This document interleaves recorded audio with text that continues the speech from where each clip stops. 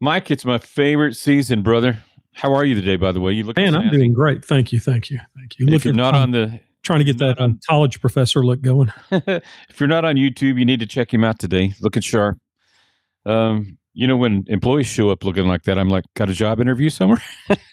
Yeah, sometimes I do. Why do you look so out of character today? But no, you always look good and you look great today. And listen, this is somewhat facetious, but it's my favorite season, the season where music educators do nothing. Yes, for like 3 days. Yes. At least we hope they take 3 days. Yeah, we hope they do. We certainly hope they do. I always took all of June. I don't know if I could pull that off in today's environment, but once I got back from state solo and ensemble contest, I didn't do anything with the students or anything major until after the 4th of July. And I think listen, no judgment on anybody. I think that sounds healthy. Yeah. If you could do it, great. Yeah. And by the way, I heard a new term. I went to state solo and ensemble contest in the 80s. Yeah. Early, like 1980. But I heard it for the first time. I heard somebody call it T-sick. I've never heard it called that before, but it makes it sound cooler, doesn't it? Yeah, we always went TSSCC. We did it the hard way. It's like a WWW. It's easier to. It's hard to say. That's more syllables than just saying the internet. Well, even my alma mater, WTSU, when I went to school, West Texas State University. Now it's WTA, West Texas A&M. Yeah, which kills my Longhorn soul, but it is what it is. Yeah. But we used to say WTSU, and that kind of rolled right off, especially in the fight song WTSU. You can't really do that with A&MU. Yeah, it doesn't work. Watamu. But props to those guys up there for being able to keep WT in the name, because so many schools weren't able to do that. It'd be like instead of East Texas State for a while, it was Texas A&M and Commerce. Yeah. So I give them props for that. That was awesome. Because it was WT forever in my mind. And even the decal on my truck says WT. It doesn't have all the rest of that on there. But that's right. Neither here nor there. One of the things I find interesting, though, a weird tangent as we are ready to send our seniors off to college, I do worry sometimes that it's a sign of the big business that higher education has become, that everybody wants to brand their system. I think that's kind of what, we have a UT school in Odessa, Texas, UTPub is what I call it, UTPB. Eric Baker, our friend, doing fantastic work there. Dr. Iben, director of bands, doing fantastic stuff. But it's gotten to the point that you can't get into the main campus anymore in most of the larger universities until you spend a few years at one of their satellites or their system universities. Then you get in for your junior, senior. Crazy, isn't it? It has nothing to do with where I was going today. No, not at all, but still interesting nonetheless. But we were talking about taking time off. And listen, we've already had a couple of episodes recently where we've discussed the fact that if you're not already started on marching, and I'm not saying heavily involved every day, blah, blah, blah. But if you haven't already started getting ready for marching season, you are probably going to play makeup here pretty quick. No? Oh, yeah. No doubt. No doubt. You've got to have things moving, and an idea of how you're going to teach for the next semester. Okay. So that's kind of what today's is about. Well, let me ask you, before we dive completely into that, I want to ask you, Mike, is there, I don't say this in a police mentality. I'm just saying, what are the rules about marching stuff? Now, you can do whatever you want to get ready for it. You just can't actually rehearse the show. Have they changed that? Where are we in the world, in Texas at least, as far as what we can do? What we can do and what's legally allowed to do might be two different things. Should we just move on? Yeah, probably better just to move on. I am ready to move on then. Before I get some of my friends in trouble. But no, to answer your question, you can, the main thing is that you can't work on drill until like August 1st. Okay. And that's the general rule, but you can work on any sort of music and you can do like up to 10 hours of fundamentals. And it might be more than that now. I think they've change that. And also there's little loopholes, like if you're doing a 4th of July parade or a rodeo parade, you're allowed to have a few more hours. And that makes sense, kind of get those little freshmen knowing what they're doing so they can march in the parade. So it's pretty, not really complicated, but there's parts to it. So every Sure. different. So it's hard to say this is the rule, Right. It doesn't mean that as a teacher, as an educator, we can't get started on stuff. It just means that we can't have the kids on the field setting pick points. That's probably an outdated term, but yeah, you're sounding really old when you say that. Learning their dots. okay. Putting their program in front of them on a phone. Points. I like that. Yeah. Yeah. Back in the day, we used to unfold that big old piece of paper. And the director said the big giant. And the wind was blowing it on the tower. Yeah. Those days are gone now. I use my iPad and I can flip back and forth between music and drill. It's a wonderful world out there. Let's kind of key this thing in, though, because what I'm trying to do is figure out what kind of a thought process do we have.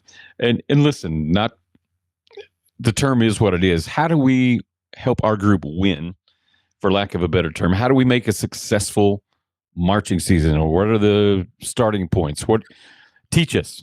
Yeah. The whole idea of this podcast is how to win at marching band. And you can take that title however you want to out there. It can be winning is not necessarily making a first division. Winning is not necessarily getting finals in area, whatever. It can be just the fact that into the season you go, man, we really accomplished something really awesome. Right. We won our goals. We did what we wanted to. Right. So the first thing I want to talk about is, as a director, if you have a staff, if you're lucky enough to have a staff, you need to work with your staff on this. If you don't have a staff, maybe get some of your student leaders or just sit in a closet all by yourself and figure it out. But define the standard. Write down what excellent looks like for your band. What do you think? And make it measurable and repeatable. We want to avoid, not that we can't have vague goals, but try to avoid vague goals like we want to work hard. We want to give effort. Be specific. Verbal responses always. That might be a good goal. Verbal responses always. So the band always does strong duts from everyone before every rep or every equipment's stacked on the sideline. Things are lined up correctly. You can have just little tiny details. All the water jugs have a certain place they're supposed to be. And, and this is where we put our trumpets and this is where your flute goes when we're taking a break. So all those little tiny things can be goals for the band because how we do one thing is how we do all things. Exactly. Great point. So it's, I can usually tell I'm not going to throw anyone under the bus on this, I promise. But I can usually tell in the first 10 or 15 minutes of a marching rehearsal, if I'm out there at a clinic, how clean the band's going to be by just watching how they go from the band hall to the field, what they do with their equipment, how they operate when they go across the front sideline. Is it quiet? Is it just like a rolling party? And I'm not saying any of those are wrong. I'm really not, because I know some really fine bands that are, for lack of a better term, are pretty loosely run in that gambit, but they're really good marching bands. But if you really want to kind of hone down on what your band can do and establish a standard of excellence for your band, it's generally easier to have set guidelines and parameters for them to follow. And, you can't, in today's world, you can't force a student to do anything. They're too smart for that. Right. In my time, they could force us. I mean, we had no choice. It was like, this is what you're doing. Okay. I think we just weren't smart enough to know that we didn't have to do that, but we have to convince them to somehow have the same vision that we have for what the program is. And they have to have total buy-in to it.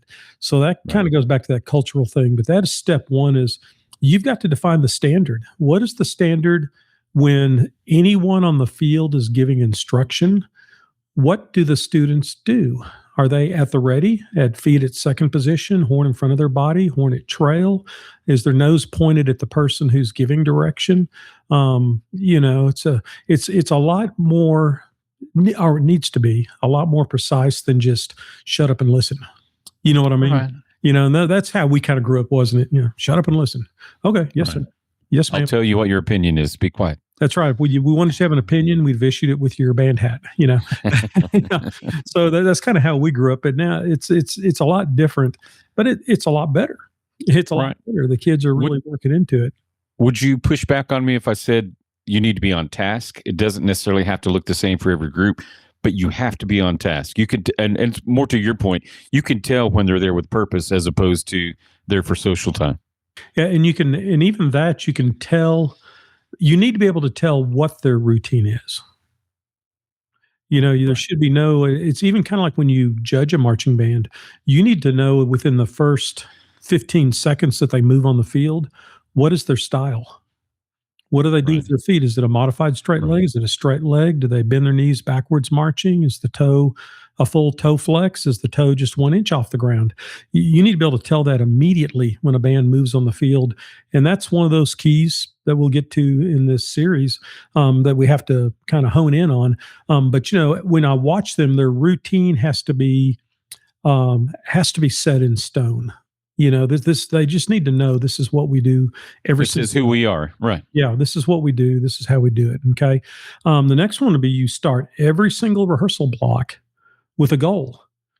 Every single rep must have a purpose. It's as if it's your warm up block. Let's just use that for an example. You're playing music warm up block also with body movement, because I like to do it where they do their warm-ups with music with body movement that will be in the show for that year. So every rep that you do must have a purpose. Nothing's a throwaway. I tell them it's not a throwaway pancake. It's like when you make pancakes on a Saturday morning and the first pancake goes to the dog because it always looks ugly and it's kind of brown. It's too dark. You just throw it over to the dog and the dog eats it, and then the other pancakes on the grill. The grill's funny. Heat it up, and you got it. So none of our reps are going to be the throwaway pancake. We've got to. Is that always going to happen? No, there's going to be some throwaways, but our goal is to not have the goal, right? Yeah, and members should always know exactly what the goal is before they begin. What a concept! How many times do we teach as in any activity? Even teaching employees at a music store how we're going to do our horn rentals, that we just assume they know things when they're helping us do things, and then also it's like, oh, they don't know how to do that. Oh, I never told them what our goal was for today. So our goal might simply be to do a plie with our back straight and to make sure we have a solid sound in our concert F so there's no wiggle to the sound. It might be that simple. Right. It doesn't have to be this grandiose, we are looking for perfection, because when I say that, do you see how vague that is? Sure, and you never know if you accomplish it. Yeah, and we need to work harder. We need a better band culture. We need the kids to work together. Those are all fine ideas, but let's put that in the category of just BS that we say to make it sound like we know what we're talking about. Right. And speaking of, it seems to me one of the teaching things I've heard is good teaching is you tell them what you're going to teach them, then you teach them, then you tell them what you taught them. Yeah. You reinforce that goal. You reinforce that point before you actually do it, as you do it, and then after you do it. Now, here's what we learned. We have to repeat this every time. Yes, no? Yeah, you're absolutely correct. And don't allow any reps without intent. That if you don't have any intention to what you're doing as you're repping your warm-up stuff, that's how you train a band to fail. Oh, wow. If there's no intent to it, then they learn real quickly that if I just kind of, pardon the language, if I kind of half-ass it on my Remington, that's good enough. Mr. Lunney's fine with that. So then it comes time for Friday night, and they're going to half-ass it again. Then if you do it Friday night after Friday night, then guess what's going to happen at contest? Because you're the one who sets the standard. Here's the point. If they think that you are okay with it, then you're apparently okay with it. Yeah, so anything that happens either good or bad within your program is your fault. It is absolutely your fault as a band director. And if you're not willing to take the blame or the credit, then you need to get out of the business, because it's you are at fault. It's your fault they do well. It's your fault they do poorly. So you've got to set that. So every single rep has to have intention. Now, that's easy. Again, that's kind of a vague kind of thing, but here's what you do. If they do a rep on something in the warm-up block and you don't like it, you stop and you tell them that was bad. That was not correct. Here's what you're going to do to correct it. Do it again. I need more effort from you. You need to do this better. Creating a standard, right? That's not good enough. That's not good enough. And I always tell them, we're humans. We're not looking for perfection, but Lord help us. Can't we at least improve? Let's at least improve. Okay. And kind of going in that same idea on my third point is win the first rep. The first rep sets the tone. Okay. You know, I guess a lot of times we'll give, I'll see, and I'm guilty of this too. So I'm not trying to, set myself up on a pedestal or something, because I'm definitely, the reason I know these things because I've screwed them all up. Okay. So, the first rep, sometimes we do it as like the first trashing of the rep. So we just say, okay, guys, we're going to do this to this, and I need you to make sure your horn position is correct. Go. And half the band is like, where are we at? What are we doing? Are we playing? Are we not playing? Are we just marching? Are horns to the box here? I don't know what's going on. So you kind of fuddle through it, and kids are bumping into each other, and then you get mad at them, and then you tell them to get back to their spot. And then if you think about it, it wasn't their fault. It was your fault. There's a certain golden philosophy of silence. If I stop right now, everyone who is listening to the podcast, that little tiny break in silence, leaned in. They all listened. Yeah. Like something just happened. I learned that quality from my grandfather on my mother's side. He was one of those old farmer guys that ran a cotton mill and peeled apples with his pocket knife. And I maybe heard him say maybe 15 sentences in his lifetime, but those 15 sentences were golden. Yeah. Everything else, he just kind of look at you and like, There's that silence that was in there. And it made you think about what you were doing. So don't start until they're ready. I don't know how many times I've said that to band directors, and I've had staff members say that to me. Mike, this would work better if you'd wait till they're ready before you start. Wait 15 seconds, make it painful. Just wait for that. So you want the first rep to set the tone. They've got to execute it like it's finals. We will, and I think sometimes people think it's just verbiage, but I like to tell directors, we will perform this chunk. Don't say we're going to rep this part to the band. That's something we leave in the back of our mind. We know it's a repetition, but we say, we're going to perform set 14 to set 15. We're going to perform measure 32 to measure 48. We are going to perform a plie, and then we're going to go into whatever, So you kind of set that standard in their head that everything they're doing is actually a performance. It might not be a great performance at that point, but everything's a performance. The band's brain and emotional state, they see safety and trust through repeated low-stress moments. They do not feel safe with intensity and trying to be perfect. I think that's an interesting concept, because some directors think if I just get intense enough, and if I just, not angry, I'm not talking about yelling at kids, but directors sometimes get all worked up and they're like, we're intense, we work hard, we're doing this, we're going to be perfect. That's not how a band's brain works. And I'm talking real generalistic, but a band's brain works not through intensity, but through repetition, not through perfection, but through consistency. So you do it all the time. And I can remember giving the speech like at state prelims, and even a couple of times at state finals when I had that privilege. I never told them, leave it all on the field. Think about that. Said, I want 80% of your best run through tonight.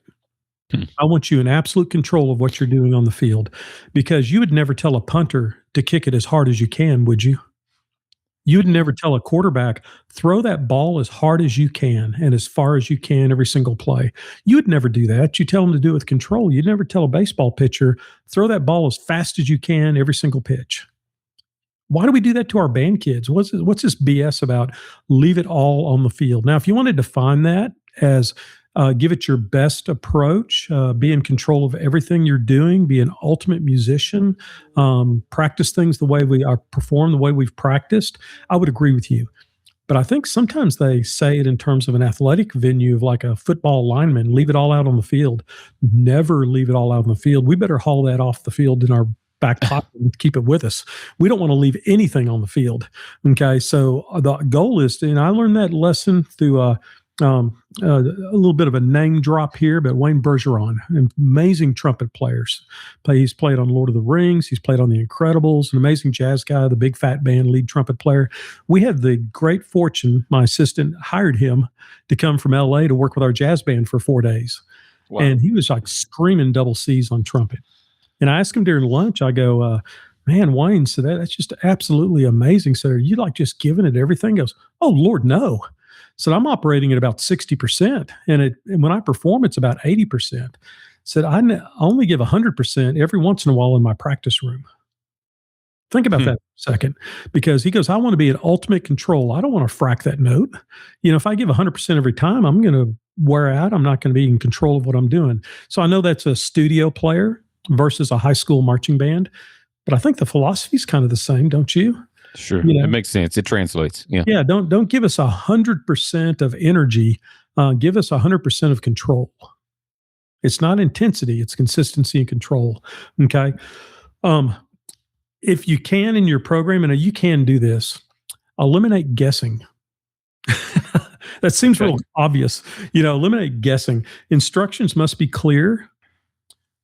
Allow them to ask questions. And boy, that is frustrating sometimes, because sometimes that little freshman who's like 14th chair on trumpet, if you've got a big enough band, you're like, oh Lord, here comes Jeff's question. Here we go. Hand pops in the air. Sometimes it's like, okay, anybody have any questions? Well, except for Jeff. Jeff, put your hand down. Say, ignore that hand. Yeah. Any questions? Trombones, put your hands down. I do it kind of facetiously, but then I'll go, okay, trombones, what's the question? And I know it seems like we're wasting time when we do that, but you know what? It creates an emotional state for the band to where they feel like they have control of what's going on in a good way, that they know that it's a safe place to make a mistake, but they don't understand the directions. You know what I mean? And and kids are kind of trained. We're all trained this way. I had a doctor's appointment yesterday, and the doctor told me this, and this. And you got that, Mike? Yes, sir. I left the office going, I wonder what he said. What did he say? I had to read my notes off my Athena portal through Hendrick Medicine to go what he said, because he they put it all in there. But I think kids are the same way. We say this, and all they heard, it's like a dog getting a treat. All they heard was set 14. And they're like, okay, we're moving. Right. So questions, give them time to do that. Don't start a rep unless everyone understands what is expected, or at least 95%, because we all have kids in our band that, there's some that they operate at a slower tempo of recognition of information. That was sweet. That was sweet. But that confusion kills momentum. It's the confusion that wastes time. It's not the fact that you took time to let them ask a question. It's the confusion that kills it. Okay. Mm-hmm. The next one is like, speak to the standard. Members must hold themselves and each other accountable, but that has to be done in a very consistent, humane way. What we're doing is we're raising little assistant band directors in the field. Okay. And when we talked about, everything that happens on the field is either your fault or your credit. Remember, guys out there and ladies, that silence is approval. If you see it and don't fix it, you are the problem. You have to fix it. You can't. And I know there's that philosophy, and I understand it. That it's like triage. It's like, well, we got to fix this first. I understand that, but there's sometimes you'll see a band at I'll use concert band for an example. There was a band I heard that just played atrocious on stage. And when they left stage, they were just very calm, and that's just what they do every day. Think about that for a second. It was just so obvious to me as they left the stage that was not a bad performance. That was an everyday performance. That's the standard that's been set for that band. And I know every band has its hurdles to get over, but just to be able to hold your horn correctly should be something that every student can do, unless there's a physical handicap. Breathing at the same time, that's not asking too much. Playing virtuoso, that is asking a lot. But it just amazes me when they come off stage and you can tell that and the director too, the director's just perfectly fine. Everyone's face is content. They just pick up all their equipment, they go to sight reading. And I'm sitting there thinking, good Lord, help us. How does someone stand in front of that every single day without stopping and going, hey, flutes, let's listen to that note. Someone move their head joint and make it sound prettier. Something that simple, and I'm not saying that things have to be perfect, but it's that standard of unexcellence. That's, it's like, I'm just cashing my check and, we're done with that. Okay. And I know there's situations that happen that are outside of our control as directors, and, but when you're at a contest, whether it's marching band or concert band or a festival, if we're judging that, all we have the opportunity to judge is that time we see you and hear you. Right. We have no earthly idea what's happened. Scheduling problems. 15 kids moved away from school. There was a big drinking issue on a bus on a Friday night, and 10 kids got kicked out of band, and we had to rewrite all the drill. We don't know that. We don't. So sometimes there's things that happen, and what I just said would be like, well, if I know this whole story, it's like, well, that's understandable. No wonder that was not done very well. But I think a lot of times it's just silence is approval. Right. Just play the notes, nothing but the notes, so help us God. Doesn't matter what the notes sound like. Doesn't matter what the tuning is. Doesn't matter what the horn position is. Doesn't matter that we're dropping equipment on stage. Doesn't matter that all our stands are in the wrong direction. Doesn't matter that all the chairs are wiggly and going all kinds of ways. There's 1,000 things going on. 5 kids are chewing gum. 3 don't have their socks on. You know what I mean? So you're just kind of watching this band going, this is really bizarre. That this must be what they do every day. Okay. So, and it's hard work, but force yourself, even if you inherit and it's your first year in on that gig and it's a 5th division band from last year, our goal might be we just want all our pants hemmed the right way for the first ball game. Right. That might be our goal. The next week, let's make sure we can play the right notes in the national anthem. That might be our only goal. And just step by step, like building with Legos, you make it happen. Okay. Sure. And again, you have to rehearse like the rehearsal is a performance. I always like to add pressure. Timers. We've got to fix this drill, and I'll have a timer, and I've got a timer on my file cabinet at home, and I practice trumpet of all OCD things. And I can pop that timer and I can turn it to like 15 minutes. And I can tell myself, you've got 15 minutes to learn this part of In the Mood where you can play it 5 times in a row correct. Into 15 minutes, I'm done. If it sucks, then it sucks. But you tell the band, we've got 15 minutes to fix this. And you do a timer. Okay. Limited reps. We only have 3 times to do this. We got to fix it. You see how those timers and limited reps make their brain hone in even tighter? Put some urgency on it, right? Puts urgency. Performance runs for other sections. Hey, front ensemble, stop playing and turn around and watch the woodwind brass march. Now, then after they march, go, front ensemble, raise your hand if you have a positive critique and a negative critique. Right. What can we do better? Yeah. And what did we do bad? What was good? They might say, man, the low brass sound absolutely incredible. It'd be really nice if we all stepped off at the right time. By the what way. I mean? Yeah. By the way, it is left foot step off. Okay. Right. For our band, so I think that's a really cool thing because it makes kids start to watch each other. Okay. If you only train at 80%, you will fail at 100%. There's no way to get around that mathematically. Okay. Well, this isn't Isaac Newton, the invention of calculus. Okay. If you only train at 80%, you will fail at 100%. So you've got to train at 100% so you can perform at 80%, because your performance will never, this is just me speaking from my experience, my performances for my band and me personally have never been better or as good as my best practice run through. Never. If I can get 80% in a performance, I'm a happy camper, because as long as we're performing, as long as we're rehearsing at 100%, I think that's a really important issue for us. Well, to flesh that out a bit, rehearsing at 100% is spending 100% effort to get better. Yes. Yes, sir. Performance is a display of the best we can do. If you can put out 80% of, I kind of got tongue tied on myself, but my point is the effort in rehearsal has to be 100%. Yeah. And for all those Ted Lasso fans out there, I just love that show. And they're coming, the new one's starting. Have you seen the new season coming out? He's got a girls soccer team. Right. It's going to be awesome. But he gives the speech about being a goldfish. Yeah. Right. And I like to tell bands and clinics that in a performance, you need to be a goldfish.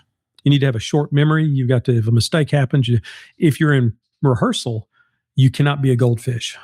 You cannot be a goldfish in rehearsal. Or elephants in rehearsal. Yeah, I like that. I'm going to steal that. I never used another animal for that. But yeah, you have to be an elephant in rehearsal. You got to remember every mistake you've made and try to work on making it better. Okay. you have to self-correct immediately as a performer. Bands tend to wait for staff members or staff member or drum major or whoever to tell them what's wrong.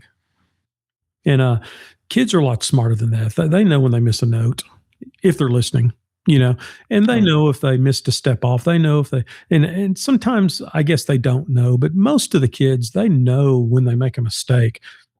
If you missed a step off, work hard to fix it the next time around. If you didn't get quite to your set point, then maybe you need to take a bigger step. If you got to your set point on count 12 and you had 16 counts, guess what? Maybe take a smaller step. Think about that.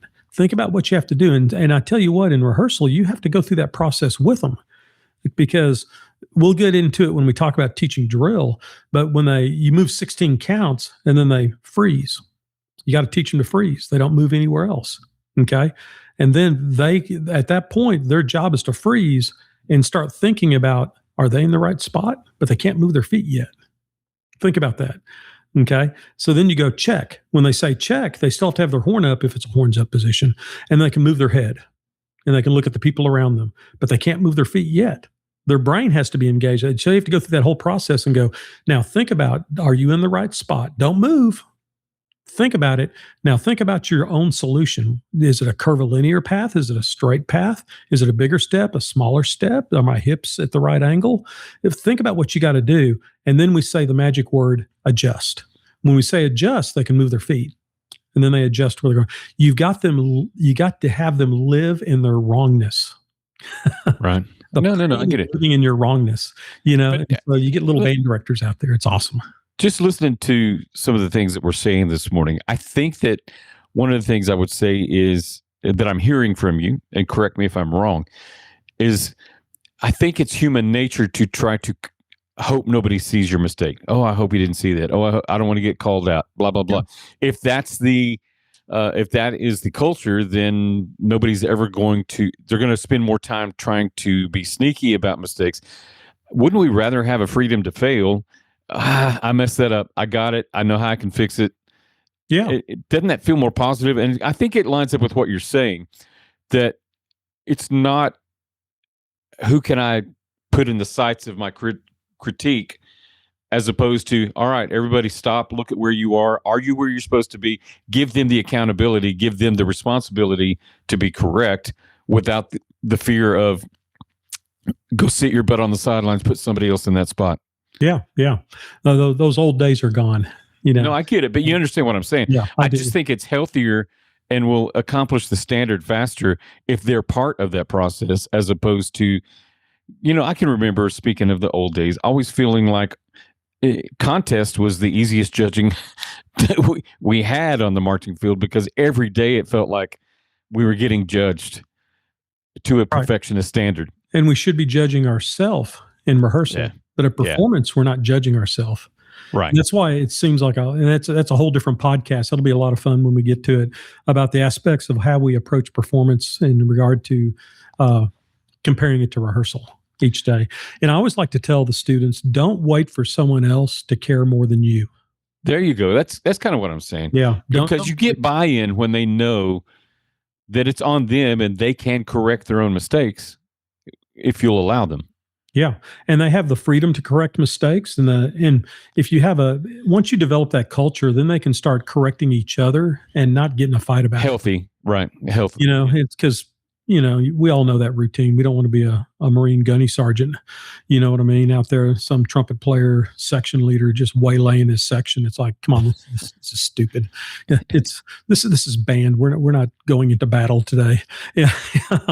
But they can do it in a healthy way. But I think that's the main key to that whole thing is, don't wait, kids and performers and assistant band directors, and don't wait for someone else to care more than you. That's directed at the directors too. Do not wait for someone else to care more than you do. Another idea is to keep the pace of rehearsal high. Your transitions must be fast. Transition reps must be focused and efficient. And we've talked about how we're going to do that because dead time drains intensity. Leaders must move with urgency. And I know it's the consistency has to be there. And we're not talking about, rah, rah, rah, and, gunny sergeant, get it, get it, get it, get it, do this right, or there'll be 20 push-ups, boys. Let's go. That's not what I'm talking about. I'm talking about just that dead time when all of a sudden one kid's horn, and I'll tell you, this is a truthful statement. This will blow some directors' minds. I was at a clinic for a marching band, and a bass clarinet tenon cork thingy was messed up. Actually, it was a regular clarinet. Sorry. The tenon cork was coming off. The director stopped rehearsal, got the clarinet, fixed the tenon cork, put some tape on it, put the horn back together, gave it back to the kid, and then we continued rehearsal. So meanwhile, we've got 100 kids sitting on the field for 15 minutes with nothing going on. How stupid is that? Think about how stupid that is to take 100 people and waste 15 minutes of 100 people's time, but on something you could have said very quickly, said, hey man, I understand the problem here. Just do the fingerings for right now and give me your horn at the end of class. I'll get it fixed for you by the next rehearsal. Done. Right. And kids are really, you directors know what I'm talking about. They're really smart. They'll get you chasing rabbits quick. They know when they don't want to work, and they'll come up with all kinds of things to have you do as the director. Right. I don't have this. I don't have my coordinate sheet. I don't have this. My UDB app's not loading. Can you help me? There's things you've got to just keep pushing forward because the needs of the many outweigh the needs of the few. Right. You know what I mean? Inmates asylum. Yeah. So they will push you because I'm just as bad with my administration. Sorry about that, administrators. I'll make up things to keep them busy just so they won't be picking at me. Yeah. And we're all that way. I mean, we're all that way. Okay. Close every block, whether it's a little like warm-up block, a body movement block, a music performance block, a sectional block, whatever it is, and each block with your best rep. Right. We're talking scheduling blocks at this point, things that you do as part of the schedule, right? Yeah. So it's already set up in your lesson plan. And if you have make sure there's enough, and this is so hard to do, you cannot rehearse to the bitter end or you're going to catch yourself with a really bad moment of the band sucked. They sounded horrible. No one's in the right place, but we got to go or everybody's in trouble. Everyone's going to be late to class. Principal's going to be mad at me. Don't put yourself in that situation. Give yourself enough time that if it's a really bad rep, then maybe you can just say, all right, we'll come back and work on that tomorrow. Everyone play the last chord of part 2. Play it for me. Very nice. Okay, a little more volume. Really good. Now listen to it resonate on our practice field. Play it and do a really cool release. Really a good release. Boom. Man, you guys are awesome. I'll see y'all tomorrow. Yeah. It doesn't have to be like the show is a perfect run through. Find one thing, even if it's a section. Hey, mellophones, play that lick, play that run you've got in part 3. Because I've heard you playing on the field. It sounds pretty good. Play that for us. They play, just knock it out of the park. Hey, everybody give a round of applause to the mellows, man. That was really cool. And to keep it short and efficient, this is kind of a band hack thing. I say a round of applause is one clap. Give them 2 rounds of applause. That's 2 claps. 3 rounds, you get the idea. So the kids all know it's kind of funny. It's like, give them 3 rounds of applause. The whole band does that, and then they're back to it. Instead of all this weird, you know how kids are. They'll all start clapping, and there's always that one kid who's a jerk. Who could be the last one? Yeah. And you just want to go down there and just slap the taste out of their mouth. You know what I mean? But it's like, it eliminates that. Because then if some kid claps after the first round of applause, who did that? Who did that? Why'd you do that? Can you not count to 1? Okay, let's do that again. 1 round of applause. Oh, there you go. Good job. So, just end with a win. Leave every section of the show, whatever blocks you're working on, everything has to be better than when it started, if at all possible. I'm not saying that's always going to happen, but you can find something within that block that's better. Okay. And a big time thing. This is a quote to live on. Never end on a rep that reinforces a bad habit. It's not just that it's a sucky performance of that 16 counts of music. It's like, oh, they're overblowing right here. That is not the quality sound we want. If I end right here, we're reinforcing a really bad habit for this band. And I have to warn myself about that too. Okay. Yeah. When I practice my trumpet, that I can't end my practice on a really bad habit. If nothing else, I'll go and play my Remington warm-up thing again, and I'll play with as pretty a sound as possible, and I'll get out my tuner and I'll make sure my concert F's really well in tune. That might be the only thing I improved today, was I played my concert F better in tune. Right. Kind of sad, but but it happens. But I can put my horn away. It was the great Dizzy Gillespie that said, every day as a trumpet player, or as a musician, you get your horn out and you play, and sometimes nothing works and the horn wins. And sometimes you get your horn out and you practice and everything works right and you win. Eventually you die and the horn wins. I thought that was a gregreat quote by Dizzy Gillespie. That's fun. Yeah. So no matter what you do, the horn's going to win in the end because it's going to outlive you. You'll be ashes, and some little sixth grader is going to be playing your trumpet somewhere. Right. It'll start again. That horn will live on. Okay. And some things to kind of tie some of this together for our little podcast. Repeat it every day. Winning isn't a one-time choice. It's a daily decision. How we're doing this, now we're setting this up, it's a life skill. It's a life skill. I mean, I was working with a person that helps me with my training for weightlifting.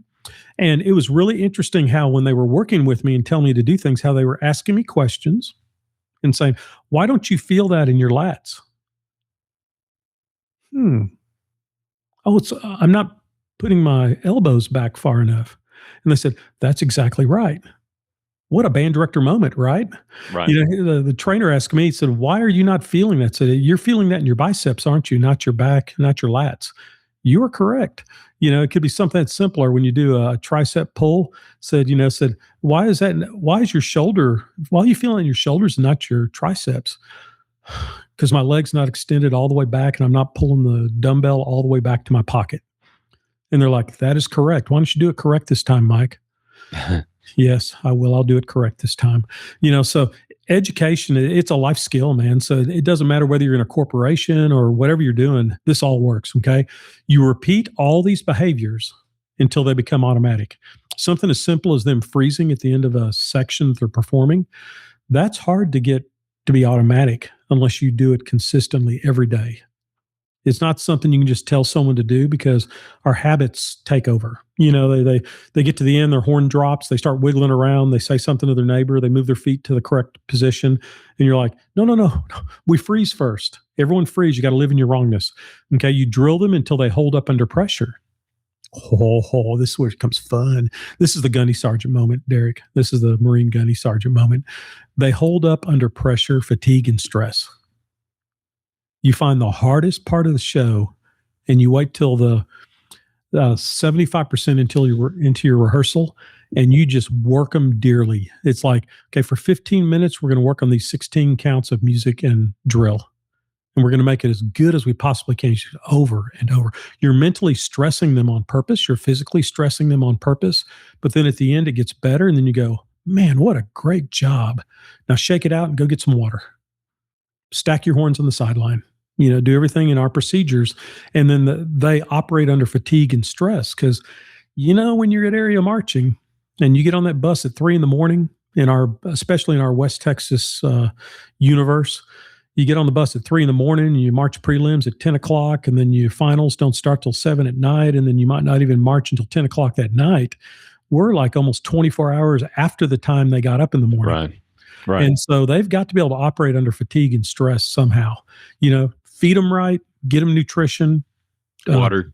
I would always that was a big faux pas of mine. My first time at area marching in our area A, had my band, we finished, and I just sent them all to the mall after prelims. And I was like, I didn't think anything of it because it's what we always did because we were in area B before.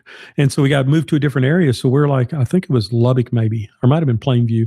And all of a sudden I look up when they're announcing results and every band in my classification besides my band is sitting in the visitor stands. And all the bands are seated, like Crane was seated in a C, and Lubbock Cooper might be an LC, and they're all perfectly lined up across. and I've got 3 drum majors and me. I'm thinking, oh man. And the next band with marching finals is Wiley. Yeah. There weren't even any parents in the stands. They all know that we don't stay for that. Right. We just leave the drum majors for that part. And I was like, oh my God, I've blown it. And I did catch a lot of flack, but I kept stuck to that because I wanted my kids to go to the mall. I wanted to be in air conditioning. I didn't want them to be on I call it the Allsup's hot dog cooker. Those the rotisserie, right? So I don't want them sitting over there for 2 hours in that. And I'll text them. Okay, you need to be back on the bus at this time because we just drew our final slot. It'll be at this time, or we didn't make finals.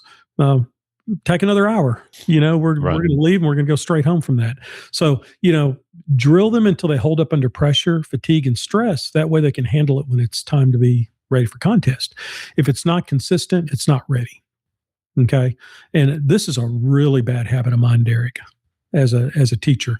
We'll do it wrong 15 times in a row, then we'll do it right once, and then I'll move on to the next thing. You'll leave it at that one right time. You don't repeat success, right? So guess what's going to happen Friday night? They're going to do what they did the first 15 times more than likely, not the 16th run. So I'm not saying you have to do it 15 times to validate 15 mistakes, but at least do it 3 times.